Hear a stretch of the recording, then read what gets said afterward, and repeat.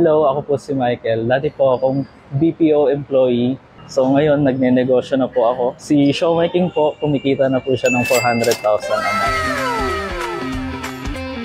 Kaya showmaking lang kasi yung merong 4 flavors, tapos 5 pieces. And compared sa price range ng competitor, mas abot kaya talaga yung sa showmaking. Ang best seller namin dito sa siomai is yung Hong Kong siomai. Kung gusto siya ng mga customer. Tapos followed closely ng Japanese siomai.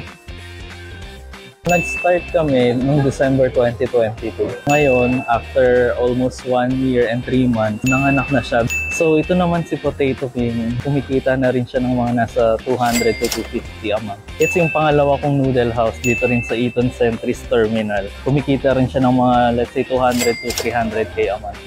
Ang daily namin dyan, umaabot ng 19,000 per day. Tapos kapag monthly, umabot siya ng 420,000. Nung nag-start kasi, Showmaking, ang franchise niyan is nasa 288. Bumibenta naman kami ng more than 300 to 400k a month. So within 3 months, nakuha ko na uli yung ROI. Dahil nga, napapalibutan kami ng call center. Sa likod, merong terminal ng Fairview. Tapos meron din kaming MRT station dito, Showmaking.